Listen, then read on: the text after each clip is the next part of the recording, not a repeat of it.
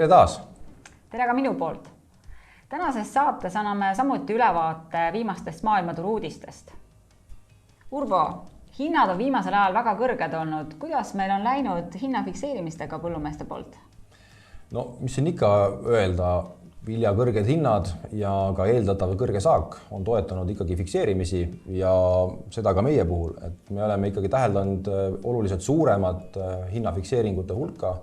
Tänasel päeval umbes 35% rohkem kui eelmine aasta ja hea meel on ka näha, et põllumehed on hakanud riske rohkem maandama, jagama oma erinevaid fikseeringuid erinevatesse perioodidesse ja kui põllumehed, kes jagavad oma saagi fikseerimise jämedalt 3, siis tegelikult ongi käes see aeg, kus seda teist osa võiks hakata vaikselt fikseerima. Siiski soovitan koguste osas olla konservatiivne, et mitte üle fikseerida. Ja hetkel on käes juunikuu ja kindlasti on väga oluline põllu peal teha kõik vajalikud taimekaitsetööd. Kuigi täna on päris palju kuhjumisi tööde osas, siis fusarioos, tungaltera ja ka tuulekaer on need märksõnad, mis mõjutab olulisel määral vilja kvaliteedi sügisel. Siin juures, Marge, äkki sa annadki ülevaate sellest, milline oli vilja kvaliteet vanal saagil? Vanal saagil oli just eelmine aasta tungaltera probleemiks rukkil. Tuulekaera probleemi me ei näinud väga palju, aga üheks läbivaks teemaks eelmisel aastal oli kleepvalk, et kui me siin oleme nisu eksportinud, siis kleepvalk jäi madalamaks, kui ikkagi proteiin oleks eeldanud, et kleepvalk oleks. Aga Urbo, oskad öelda, miks see kleepvalk võis jääda madalamaks, kui ta oleks pidanud olema? No, üldjuhul, kui me räägime väiksest erinevusest, siis seal võib olla ka sordipõhine nii-öelda erinevus. Aga reeglina on suurema erinevuse põhjuseks ikkagi ülekuivatamine või täpsemalt öeldes siis kuivatamine väga kõrgel temperatuuril. Toidunisu on mõistlik ikkagi kuivatada kuskil 70-80 kraadi vahel, aga kui sellest ikkagi üle minna, siis me kõrvetame kleepvalgu ära. Ja paraku selle tulemusena see kleepvalk pudeneb ära ja saia sellest ei saa. Just nimelt, et kui me oleme saatnud näidiseid Saksa tehastesse, aga ka kaugematesse piirkondadesse, siis ei ole teinekord Eesti nisu väga hea kvaliteediga olnud ja eelmisel aastal olime sellega veidi hädas. Siinkohal kuulaks, mis põllu toimub ja teeks otselülituse, kus meie Kaarel annab väikse ülevaate. Tere päevast kõigile! Pilt põllul on palju lubav tegelikult tänasel hetkel, et kõik kultuurid kasvavad väga hästi ja selline soe ja niiske ilm tegelikult kultuuridele väga meeldib. Kindlasti meeldib ka see erinevatele taimehaigustele just, et kindlasti paneks praegu südamele, et taliviljades, just teaviljades käiks ja seiataks haigusi. Viimastel päevadel on väga tugevalt välja löönud jahukasteid erinevatel tadniisupõldudel.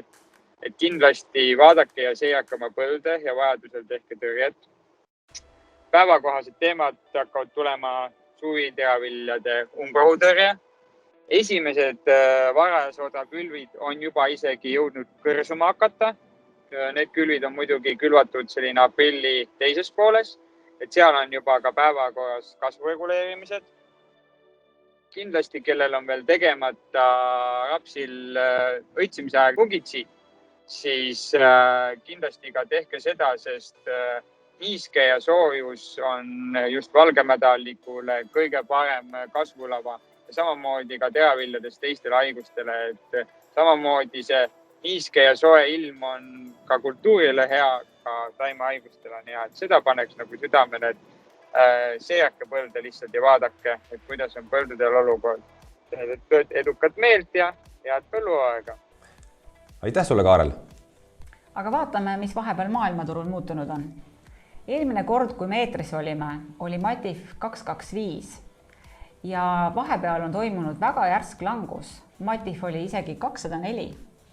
Täna oleme taas väikses tõusus ja tekib loomulikult küsimus, miks turg vahepeal langes ja miks ta taas tõusus on. Eelmises saates ennustasime, et USDA mai raporti numbrid võivad turgu tugevasti mõjutada ja nii juhtuski. Raportis olid prognoosid suuremad, kui turg oli valmis, mis omakorda pani fonde oma positsioone realiseerima ja mis tõi kaasa turu kiire languse.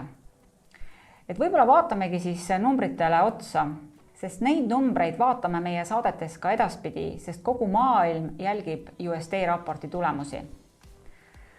Vana saagi laojäägiks prognoositakse 295 miljonit tonni. Uue saagi prognoos on praktiliselt 13 miljonit tonni rohkem kui eelmine saak. Ja kuigi tarbimine kasvab, on ka uue saagi laojäägid samal tasemel.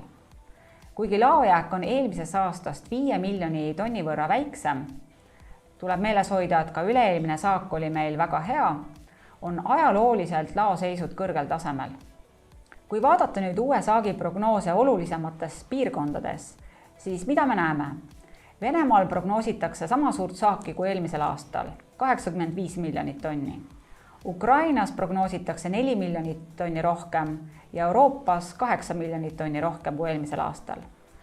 Vähem prognoositakse Kanadas ja Austraalias, aga tuleb meeles hoida, et Austraalia õnnestus eelmisel aastal suurepäraselt. Praegu Austraalias hakkab külv lõppema, niiskust on seal piisavalt ja praegu tundub, et ka sellel aastal võetakse sealt hea saak. See tähendab Austraalia puhul 2 järjestikust väga head saagiaastat. Üheks oluliseks nisuhinna mõjutajaks on maisi hinna liikumine. Kui mais läheb üles, liigub samas suunas ka nisu. Kui maisi on vähe, siis tõuseb ka nisu hind ja vastupidi. Seepärast peame jälgima ka maisiga seonduvat kogu maailmas. Ja see pilt on, võib öelda, et veidi udune.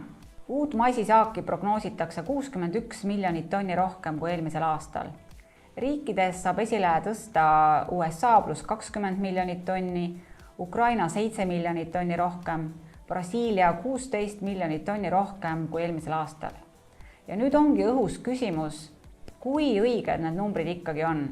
Eelkõige on tekitanud kahtlust Brasiilia toodangu ülipositiivne prognoos. Brasiilias on olnud ääretult kuiv ja on seda ka edaspidi. Ja kohalikud näevad saaki palju väiksemana, kuskil 95 miljoni tonni juures.